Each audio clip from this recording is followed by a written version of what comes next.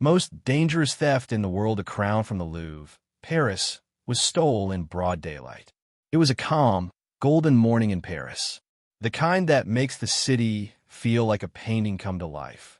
The Seine glistened beneath a pale sun, and the Louvre Museum, majestic, ancient, and heavily guarded, was waking up to another day of art, culture, and curious visitors.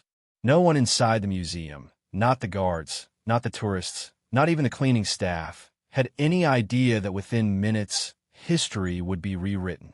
At precisely 9:28 a.m., a white utility truck rolled up to the side of the Louvre that faced the river. People barely noticed it. Trucks came and went all the time. Maintenance, delivery, construction. But this wasn't a delivery.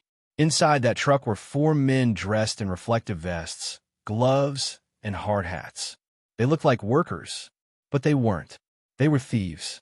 And not just any thieves, professionals who had planned this moment down to the second. The men stepped out of the truck, calm, methodical. One checked his watch. Another adjusted a harness. On the back of the vehicle was a hydraulic lift, the kind used to repair streetlights or clean windows. Except today, it would be their silent elevator into legend. The lift rose slowly, creaking softly as it extended upward toward the Louvre's ornate balcony, the one leading directly into the Galerie d'Apollon, the section that held France's most sacred treasures. The display cases in that gallery contained the royal jewels of France, the sapphire diadem of Queen Marie-Amélie, the necklace once worn by Queen Hortense, and the stunning crown of Empress Eugenie, shimmering with emeralds, diamonds, and sapphires. Each piece was priceless, not just in money, but in history. The men reached the balcony with perfect precision. They moved like a choreographed team, one disabling an alarm line, another cutting through the window seal with a thermal tool.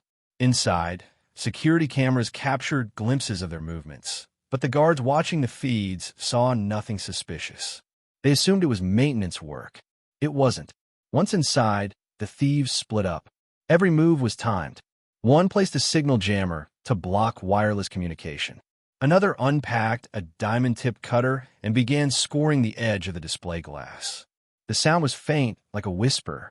The tool traced a perfect circle. No shatter, no noise, just precision. Within seconds, the first case was open. The men worked fast, but calmly, gloved hands lifting the jewels out as if handling fragile glass. One wrapped the crown in cloth. Another pocketed a set of brooches. They didn't speak. They didn't need to. At 9:36 a.m., a motion sensor tripped near the entrance. But by the time security responded, the gallery was already empty. The thieves were lowering themselves back to street level, their loot secured in duffel bags. The lift descended, silent and steady. When they touched the ground, they climbed back into the truck, started the engine, and drove off into the morning traffic. It was over in less than 12 minutes. By the time the museum's alarm sounded, the truck was gone. The Louvre's hallways filled with confusion and panic. Tourists were ushered out. Police sirens wailed in the distance.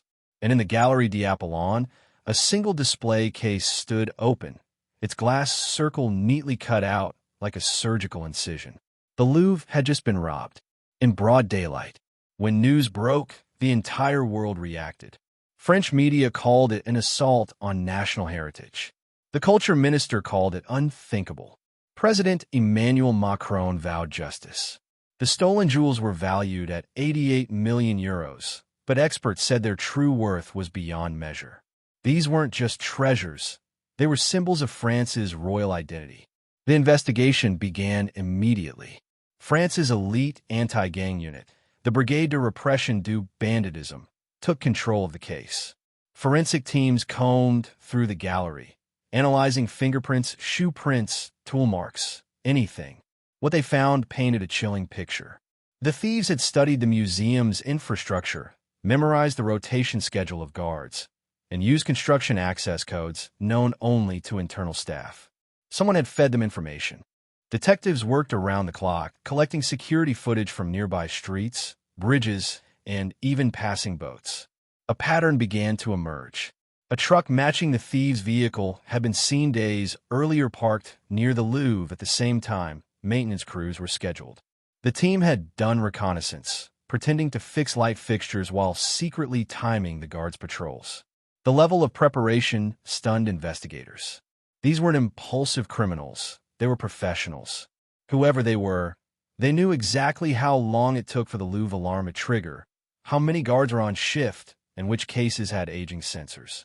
For nearly a week, the city of Paris buzzed with rumors. Some said it was the work of an international art syndicate. Others whispered it was an inside job. But the truth was even stranger. On October 25th, 6 days after the heist, police made their first breakthrough.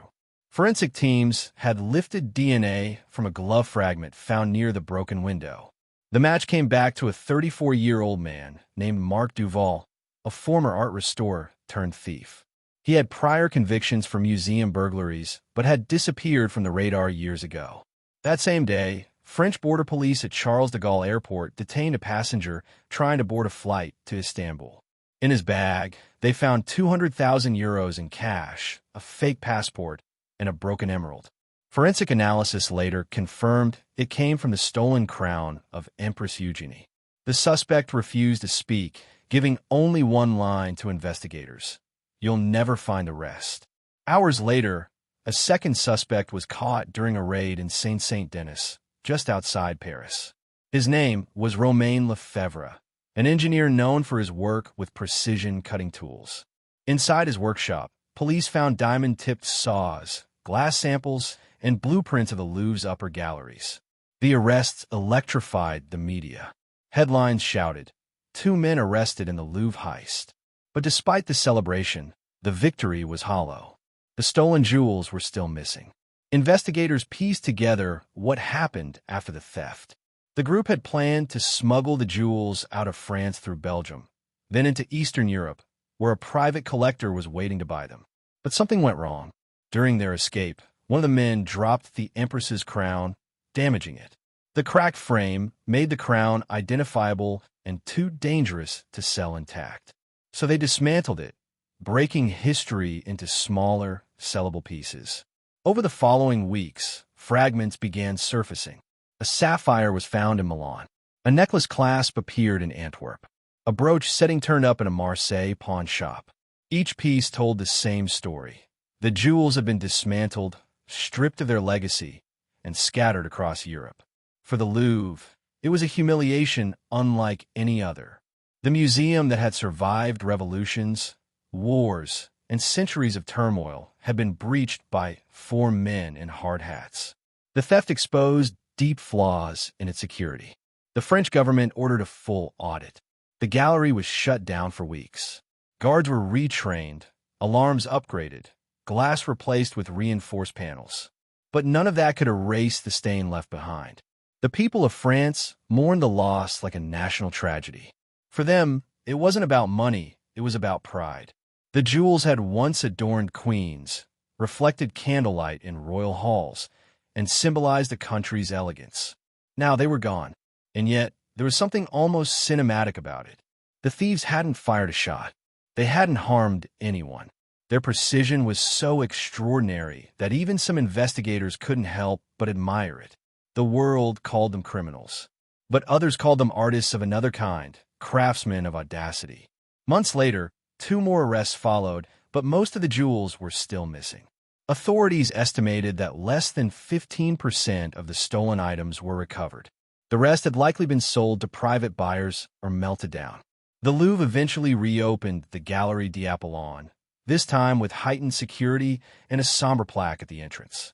It read, "Here once stood the jewels of our past, lost but never forgotten." The case remains one of the most sophisticated art thefts in modern history. Interpol still monitors the black market channels for any sign of the missing gems. Occasionally, whispers emerge.